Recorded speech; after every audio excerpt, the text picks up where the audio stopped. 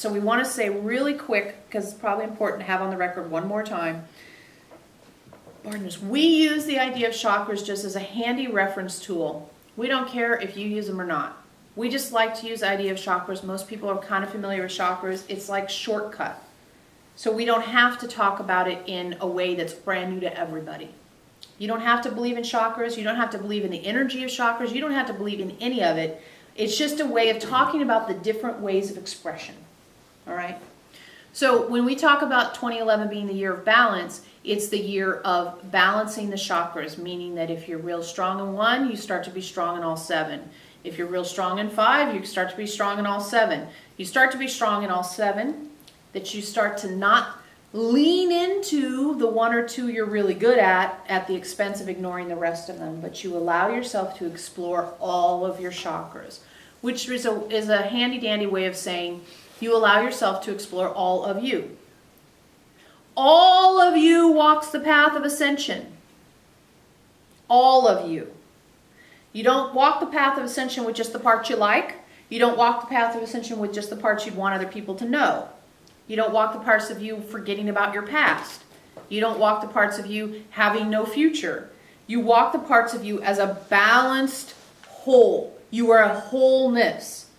You're also balancing the soul's perspective with the physical perspective.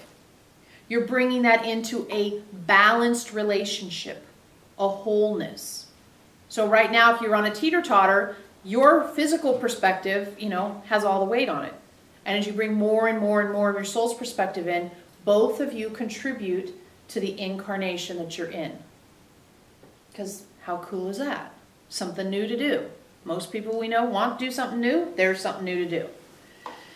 You're also balancing your inner and outer lives. So a lot of you have very rich inner lives. You have very complex understanding of how the inner parts of you work. You're balancing your inner journey with your external journey. And this is what we say. You're not the monk in the cave. You're a monk in the marketplace. By that we mean you're not just going to go sit and meditate in a cave and have vast spiritual truths and awarenesses that you don't share with other people by walking it in the world. So you get vast spiritual truths and you walk them in the world. This doesn't mean go around and bang on people and tell them you know better than them. It doesn't mean any of that. It means you walking your truth in the world. Not monk in the cave, monk in the marketplace, because you walk it through the world. Okay? Another balance is going to come, of course, with the idea of the survival instinct and the spiritual journey. And this one we've worked on a lot because the survival instinct is your primary driving force. So the idea of the body wanting to limit your life in order to stay alive, and the spiritual journey wanting to expand your life in order to have ascension and greater expression. So the balance between those, where the body screams, no, don't change, it's too scary and hard and it might kill us. And the spiritual expression saying, if I don't change, what's the point? Mm-hmm. And balancing those. So there's probably other ways of balance that we'll come up with, but those are a few that come right immediately to mind as we look at the ways 2011 is going to be important. So questions to ask yourself as you're going into 2011 would be things like, do I feel balanced in this relationship? Do I feel balanced at this job? Do I feel balanced in this eating? Do I feel balanced in this exercise? Do I feel balanced in this friendship? Do I feel balanced in how I spend my money? Just ask yourself that question. Do I feel balanced? And don't have a big definition of what balanced is. That's that uncertainty thing. Like, you don't know what balanced means. And don't decide you do. Here, we haven't even technically gotten to 2011, and you're like, I know what balanced is, and I got to figure out what that is, and I've got to always walk it. This isn't a balanced beam like, oh God, I only have 4 inches to walk, or it's not that. What it is a sense of you complete.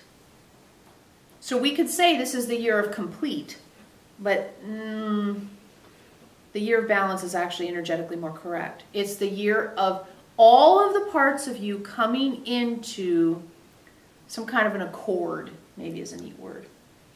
Like if you had a teeter-totter but it had 100 things, and all 100 of them had to be kind of in the same place for everybody to be participating, that's more like what it looks like.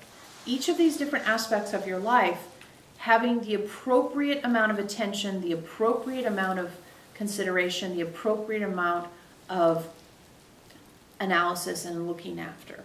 And what that gives you is not only a well-rounded perspective, but it gives you the reminder that there's more going on than just stay alive, be successful, don't die, don't piss people off, whatever your current, freak out is, right? Get some money, be a good mom, whatever your current thing is. And that switches all the time anyway, so pick one and spin it around for a while. Because the tendency, especially with people who haven't been on this journey, is to say, be of service, and then of course, your teeter-totters, dug into the ground because it's never coming up. So we're trying to help you guys just bring a more balanced perspective, because remember, to a soul, everything's fascinating. So to have your soul's perspective present, it's going to want to know about everything. And if you're not letting some things have any airtime, your soul's going to be like, and all of you ascends. The whole completeness of you ascends. And by that we mean you, the stuff you don't like, the stuff you do like, the stuff you want to forget about, the stuff you never forget, and everything else. And all those things are important, and all of those things coming into balance. So that thing you're ashamed of doesn't get any more airtime than the thing that you love, and vice versa. And as you transform how you feel about the thing you're ashamed of, maybe then it becomes something you love, because maybe it's giving you a great gift. And blah, blah, blah, on and on and on. Like, we can't talk forever about this. We're just trying to do you get it? So that's balance. That's some of balance. And there will be more. Because what we sense in you guys is that you're going to start coming to the meetings with questions that'll be more like, everything feels very in balance except for this one thing. And instead of it being a question about, oh, well, XYZ happened, it's going to be, I feel out of balance here, or I feel confused about how to love myself here. And there's going to be like these almost like pie pieces of your life that will be glaring to you rather than general things that attach to everything. Like, I don't feel like I have enough money, or I don't feel respected by my partner, that seem to stretch out over your whole life. It's going to be more these narrow pie pieces where you'll feel literally like one of your teeter-totters is in the ground, and it'll be intolerable. It'll be so intolerable, you'll be saying, I have to get that one out, whatever it takes. But it feels like it'll be more narrow in scope, because we've done a lot of tools to help you with a lot of general stuff. And we have a sense you guys will come and be like laser focused. This is the thing. This thing is the thing. And then that thing may change every week, of course. Mm-hmm. But we don't feel like we're explaining it very well, but we can feel it coming. So when we get there, we can say, that's the thing we were talking about. Remember we were talking? That's the thing we were talking about. So you guys just help us remember when we say, okay? Mm-hmm.